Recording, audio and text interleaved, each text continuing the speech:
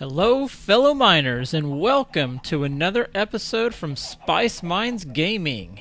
As you can see, I have got three, go ahead and look and count them, three wither skeleton skulls.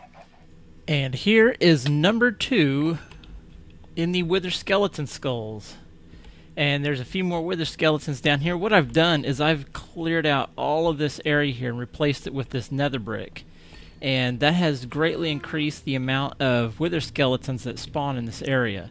So that's a tip for you if you want to farm, in a way, some wither skeleton skulls. Just find an intersection where in the hallways here we have one going this way and one going this way, and clear it out and just go overboard on it. And as you can see, I've got... This is my second wither skeleton skull. I've got more wither skeletons down here to take on. So I'm going to take these guys on and hopefully get another skull. And then here is the final wither skeleton skull. That was number 3 right there. So let me plop down my ender chest here.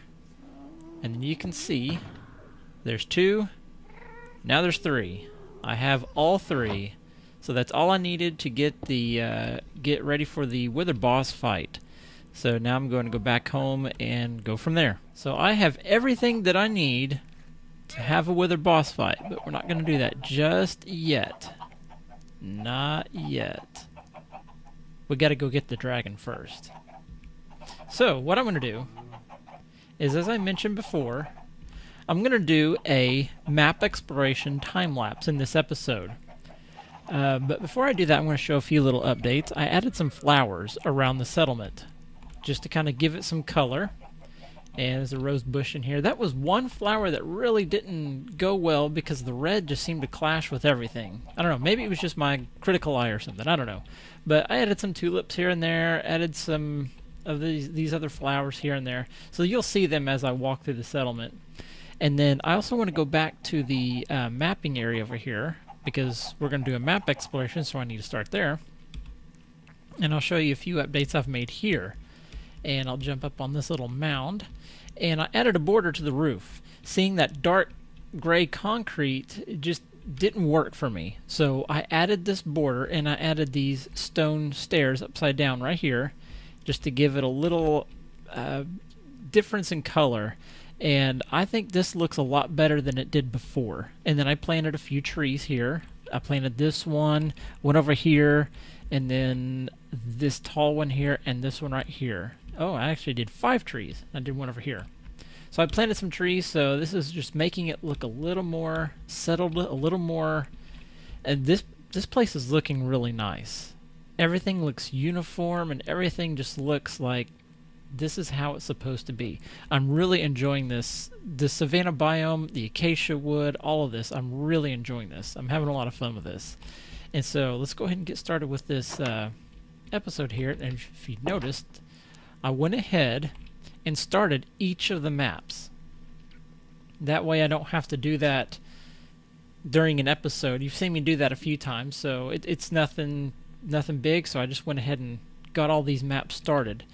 And I went ahead and was a little smart about this. I didn't even think about this before.